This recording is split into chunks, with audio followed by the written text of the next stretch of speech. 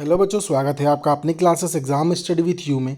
बच्चों, जैसे कि आप सभी जानते हैं कि हम लोग आपके सारे क्लास के लिए, जितनी भी क्लास आपकी होती है, जिस भी क्लास का स्टूडेंट, उन सभी क्लास के लिए बेटा मैं जो है डेली मोस्ट इंपॉर्टेंट क्वेश्चन लेके आता हूँ। तो बेटा आप देखिए, हम लोग जो है हमारी कल की क्लास जो थी वो हम उस कक्षा 12वीं के लिए थी, जिसमें कि हम लोग भूगोल डिस्कस कर रहे थे। ठीक है बेटा, तो देखिएगा आज हम उस भूगोल की जो जो आपका हाफ ईयरली एग्जाम पेपर जो हुआ है ना, उससे के आगे का हम लोग मतलब या हम बोल सकते हैं कि जो हाफ ईयरली एग्जाम पेपर के कुछ क्वेश्चन हम लोग रह गए थे, जो 4 मार्क्स के और 3 मार्क्स के कुछ कुछ क्वेश्चन थे। आज 5 से 6 क्वेश्चन हम लोग ऐसे जो रह गए थे, तो बेटा उनको आज की क्लास में पूरा करने वाले हैं हम लोग। तो अगर आप लोग चैनल पे नए हैं तो प्लीज़ आप लोग चैनल को सब्सक्राइब कर लीजिएगा और बेल आइकन को प्रेस करना आप लोग बिल्कुल भी मत भूलिएगा। ठीक है बेटा, तो आज का हमारा पहला क्वेश्चन जो होने वाला है वह होने वाला है कि सिंचाई की व्यवस्था बहुफसलीकरण को संभव बनाती है। कोई 2 कारण लिखे, ऐसे कौन से कारण है? ठीक है, तो सिंचाई की व्यवस्था बहुफसलीकरण को संभव बनाती है, अपितु सरल भी बनाती है। भारत में अधिकतर कृषि वर्ग वर्षा पर निर्भर रहती थी। ठीक है, परंतु सिंचाई की व्यवस्था के पश्चात हम वर्षा ऋतु में अतिरिक्त अन्य मौसम में भी फसल उगाने में समर्थन है। मतलब पहला पॉइंट हम बात करते हैं तो क्या है भैया कि भारतीय कृषि जो पहले थी, ठीक है बेटा, वो क्या है भैया कि हम लोग बात करते हैं कुछ कुछ फसल पे आधारित थी, परंतु आज के समय देखते हैं हम लोग तो बहुफसली, मतलब हम लोग एक फसल के साथ में दूसरी फसल भी, बहुत सारी फसल, अन्य फसल और ले सकते हैं। ये मतलब हम बात कर सकते हैं एक वर्ष में किसान जो है वो 4 से 5 फसल भी एक वर्ष के अंतर्गत ले लेता है, भीतर ले लेता है।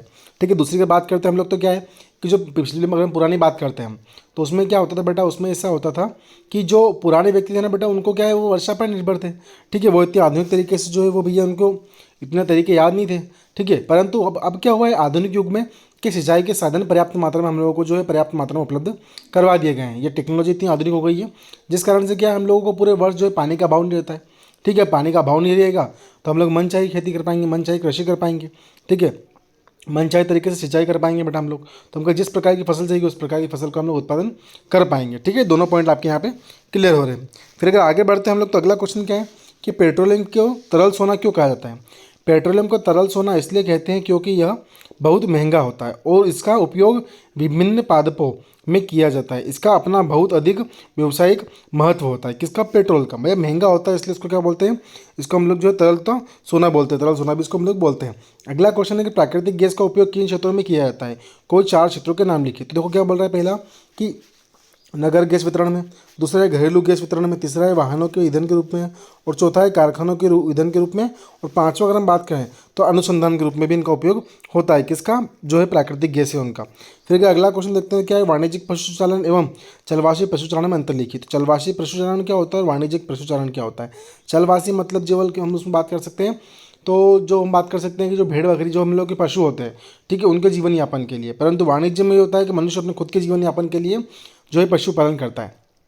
चलवासी में क्या बोल रहे हैं कि चलवासी पशुचारण पद्धति के में चारे की फसल नहीं उगाई जाती है और पशुओं को पूर्णतः प्राकृतिक रूप से उगने वाले घास पर ही निर्भर रहना पड़ता है। ठीक है, इसमें चलवासी में क्या होता है कि जो मवेशी होते हैं, मतलब क्या होता है भाई, जो प्राकृतिक रूप से घास पौध पौधे उगते हैं उनको ही खिलाया जाता है पेड़ जो है, हम बात करते हैं तो पशुओं को। परंतु वाणिज्य में क्या होता है कि व्यापारिक पशुपालन में प्राकृतिक घास की कमी होने पर चारों की फसलें उगाई जाती हैं। ठीक है बेटा, फिर बात करते हैं अगला सेकंड पॉइंट क्या बोल रहा है कि चलवासी पशुपालन एक ही समय पर भिन्न प्रकार के पशु रखते हैं, परंतु व्यावसायिक पशुपालन केवल एक समय में एक प्रकार के ही पशु पालते हैं। ठीक है बेटा, फिर अगला क्वेश्चन देखते हैं, थर्ड पॉइंट क्या बोल रहा है इसका कि चलवासी पशुचारण चारे और तथा जल की खोज में एक स्थान से दूसरे स्थान तक घूमते रहते हैं। परंतु वहीं वाणिज्यिक की बात करें तो व्यापारिक क्या बोल रहे हैं कि पशुपालन केवल एक ही प्रकार की पशुओं पालते हैं, जिससे उनको एक स्थान दूसरे स्थान जाना नहीं पड़ता, उनको सारी जो चीज़ें या आवश्यकताओं की वस्तुएं वहीं पर उपलब्ध करा दी जाती है। ठीक है, फिर अगला क्वेश्चन है कि वे कौन से भौतिक एवं रासायनिक कारक है जो विभिन्न प्रदेशों में प्राथमिक क्रियाकलापों के प्रकार को निर्धारित करते हैं? तो हम बात करते हैं कि प्राथमिक क्रियाकलाप प्रत्यक्ष रूप से पर्यावरण से या पर्यावरण पर निर्भर होता है। ठीक है, यह क्रियाएं के संसाधनों जैसे भूमि, जल, वनस्पति, खनिजों एवं जीवों के उपयोग से संबंधित होता है। प्रमुख धार्मिक क्रिया है आखेट, भोजन संग्रहण, पशुचारण, मछली पकड़ना, वनों से लकड़ी काटना, ठीक है, कृषि कार्य करना, खनन कार्य आदि। ठीक है, ये सब क्या है बेटा इसके जो है वो अंतर्गत आते हैं, प्राथमिक क्रियाकलाप के अंतर्गत आते हैं।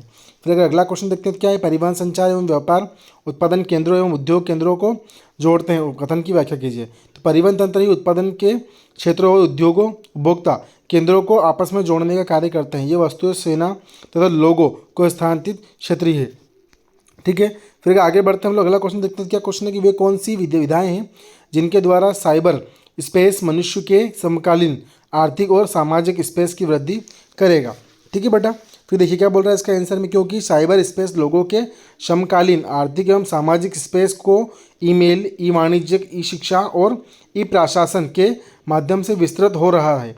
फैक्ट्स, टेलीविज़न और रेडियो के साथ इंटरनेट समय और स्थान की सीमाओं को लांघने और हुए अधिक से अधिक लोगों तक पहुंचाएगा। कौन? जो स्पेस जो है हम लोग बोलते हैं साइबर। ठीक है बेटा, फिर अगर देखो हम बात करते हैं अगले क्वेश्चन की। बेटा देखो क्लास ज़्यादा बड़ी नहीं करते हुए ये जो क्वेश्चन आपके बचे हैं, मुश्किल 3-4 क्वेश्चन आपके बचे हैं, जिसको हम लोग नेक्स्ट क्लास में डिस्कस करेंगे बेटा। तो अगर आप लोग क्लास पसंद आ रही हो तो प्लीज़ आप लोग चैनल को सब्सक्राइब कर लीजिएगा और बेल आइकन को प्रेस करना बिल्कुल भी मत भूलिएगा। ठीक है बेटा आप लोग, थैंक यू सो मच।